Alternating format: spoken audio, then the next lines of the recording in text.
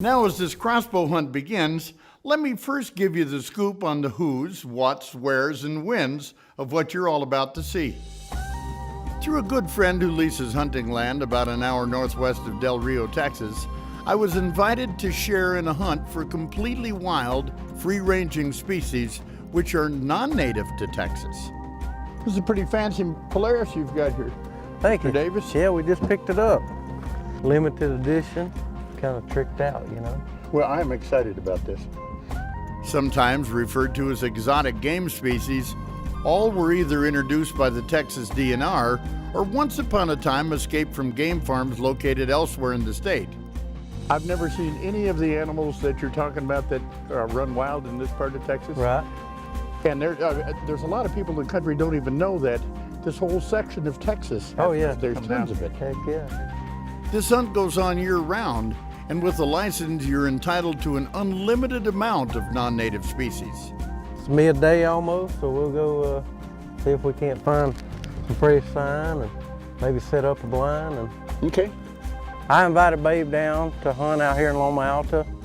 We have an abundance of different species of exotics. We got a 10,000 acre ranch here that is full of Aoudad, Axis, Sika, Mouflon rounds, Barbary rounds, just a abundance of animals to hunt. That one group of Audads, you said there's like 20 or so in it.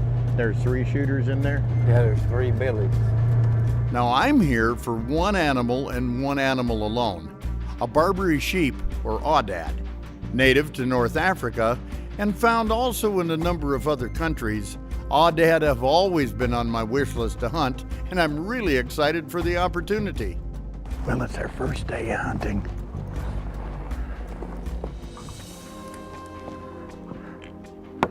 And I couldn't be more excited.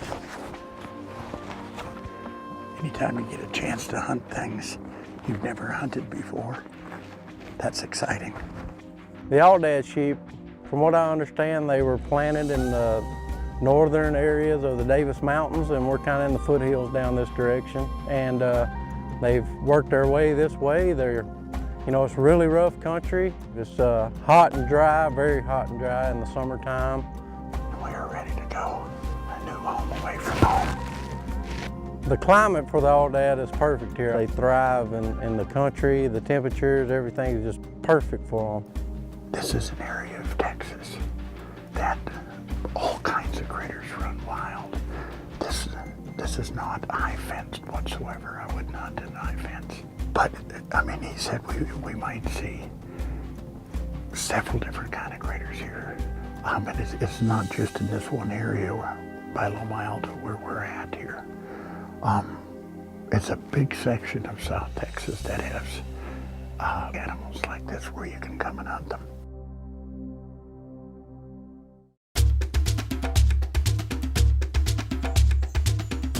Continuing now down in Texas on a crossbow hunt for Aoudad, a non-native species in the region that's grown in population since they were first introduced by the Texas DNR. What is a young one?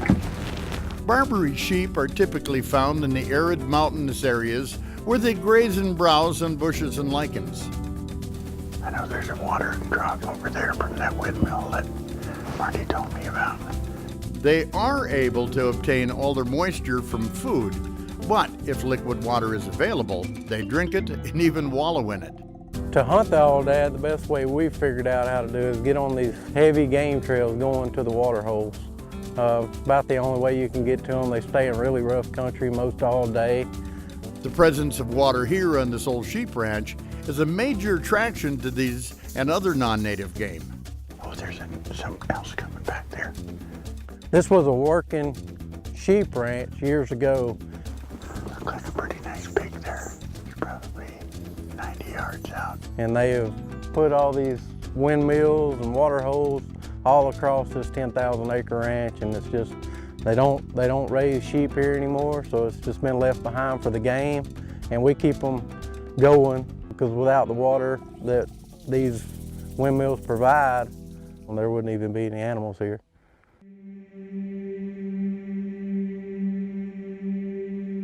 Well, we'd spent a lot of time sitting and hadn't had a shot at anything, and boy, I was getting close to the end of the day. And all of a sudden, off from straight away across from us, one over there is looking at something. Oh, here comes another one.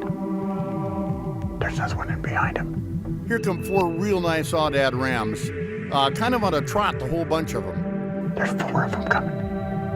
They're coming in fast. It all happened so quick, it was kind of like a blur. I mean, they're just, all of a sudden like apparitions. They were there and they were running right at me, and then they turned and I looked and, man, they all look big to me. So I tried to square up and get in a situation. Well, they kept right on trotting kind of towards me, not giving me a shot, and then they turned and went to their right. The window that I was set up to shoot out of, now I didn't have a shot, so I moved over to another window, kind of looked up. Boy, I seen a big one in my scope and set the crosshairs on him.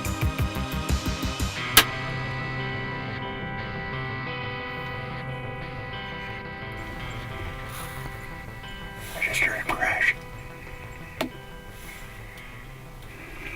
I just heard him crash. I think I just killed my first Aoudad. A lot of blood. Looks pretty bright. Blood here, here's blood. Here's blood. Down there.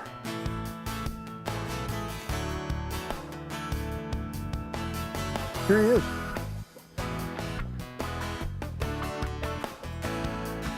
Wow. How's this? My first Aoudad. He went, what, I don't know, 60, 70 yards? Handsome looking buggers. As I understand, very good to eat. Babe's Aoudad is a really good Aoudad. He's about 27 inches. You know, we consider a big trophy 30 inches plus, but that is a really good billy, mature billy that he killed. Look at how big the base is. I have a huge hand, and I can't even come close to going around that.